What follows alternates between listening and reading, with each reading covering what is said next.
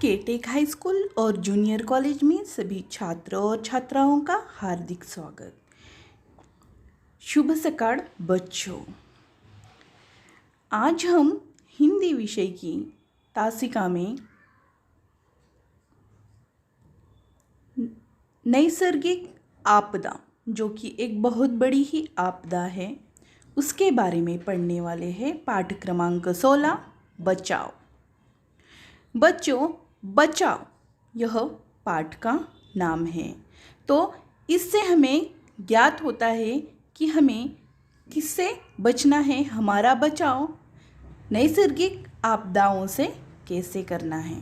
तो बच्चों, आज हम भूकंप, इस नैसर्गिक आपदा के बारे में मालूमात लेंगे।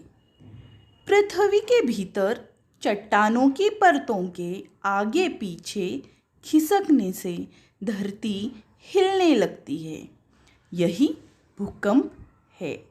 इससे छत, दीवारें आदि गिरने लगती है। ऐसे समय हमें तुरंत घर के बाहर खुली जगह में आ जाना चाहिए, या मेज, लकड़ी के तख्त के नीचे, दरवाजे के पीछे छिपना चाहिए। बच्चों, ये एक नैसर्गिक आपदा है। इसे हम अंग्रेज़ी में नेचुरल डिज़ास्टर भी कहते हैं, जैसे कि भूकंप, बाढ़, सुनामी, सूखा आदि नैसर्गिक आपदाएं हैं। आज हम भूकंप, इस नैसर्गिक आपदा के बारे में पढ़ेंगे और जानकारी हासिल करेंगे।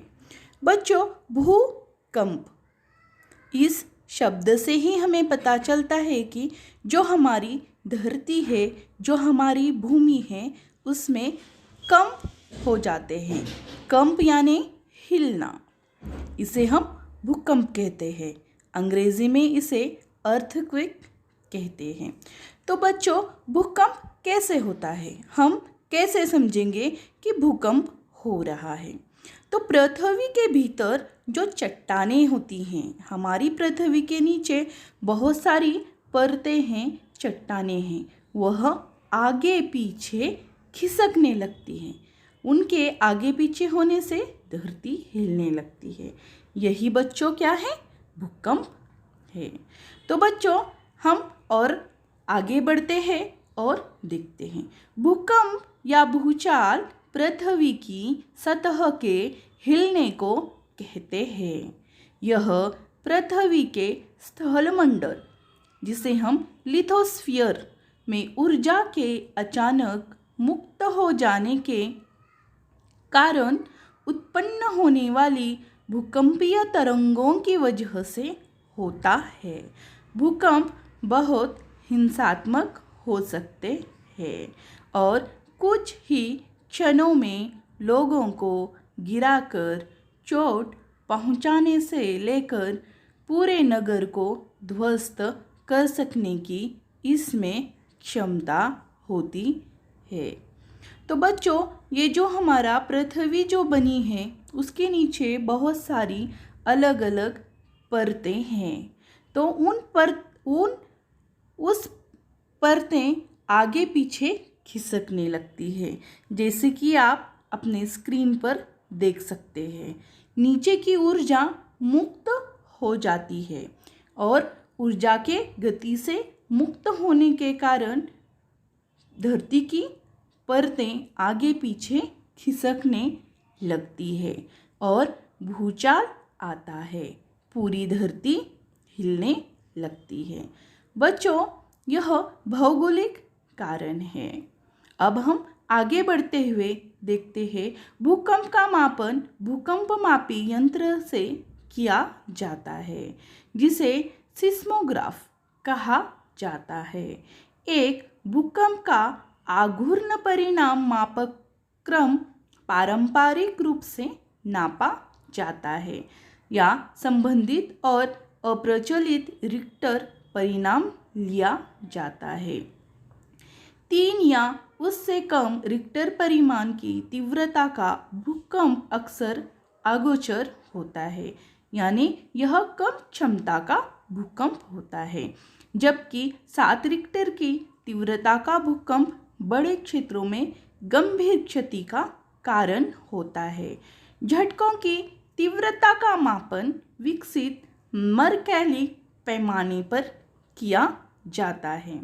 तो बच्चों, जैसे कि आप अपने स्क्रीन पर देख रहे हो, भूकंप होने के यह कारण है और भूकंप होने की अंदेशा देने वाला, हमें अनुमान बताने वाला यंत्र भी विकसित है।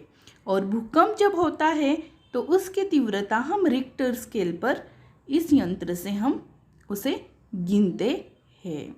और बच्चों, यह भूकंप बहुत ही भयानक होते हैं। अगर इसके झटके हल्के हल्के लगें तो ज़्यादा नुकसान नहीं होता, लेकिन जब इसके झटके बड़े लगते हैं, बहुत ज़्यादा गति से धरती हिलने लगती है, तो बहुत ही मानव हानि और वित्त हानि हो जाती है।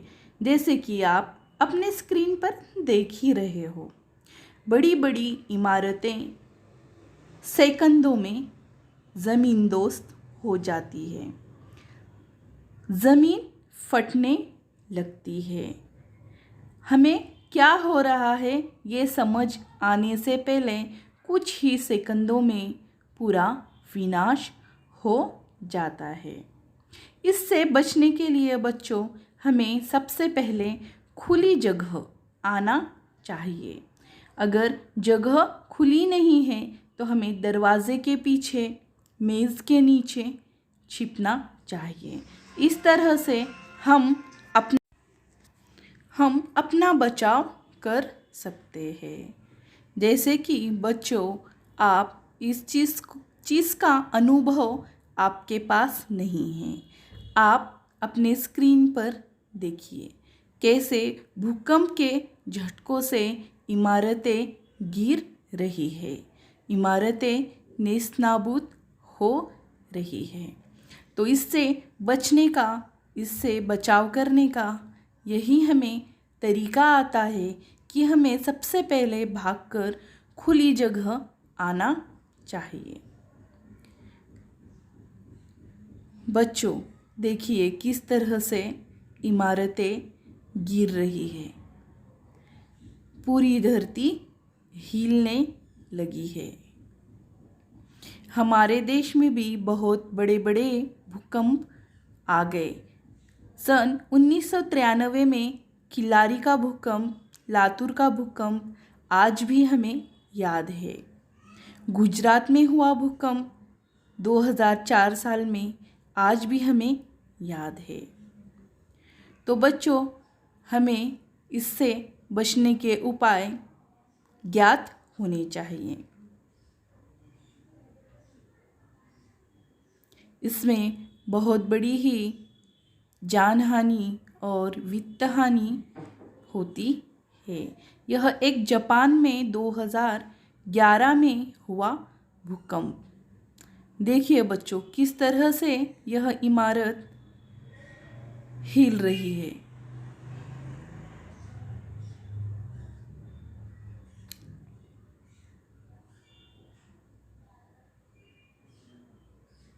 बच्चों, हमें इसका अनुभव तो नहीं है। आप सब अभी छोटे हो, आपने इसका अनुभव नहीं लिया है, लेकिन यह बहुत ही भयानक है। हम प्रार्थना करेंगे कि हमें इसका सामना हमारे जीवन में कभी भी ना करना पड़े। देखिए बच्चों, किस तरह यह भूकंप हो रहा है, सारी ज़मीन हिलने लगी है, लोग ठीक से चल नहीं पा रहे, गाड़ियाँ रुक गई, किस तरह से हिल रही है। जैसे कि आप वीडियो में देख रहे हैं, इसी तरह आपको भूकंप से खुली जगह में आकर अपना बचाव करना है। तो बच्चों, यह एक नैसर्गिक आपदा है, इससे हम बचने के उपाय ढूंढ सकते हैं। तो इस तरह हम इसका बचाव करेंगे और यहाँ पर भूकंप यह घटक हम समाप्त करते हैं। धन्यवाद।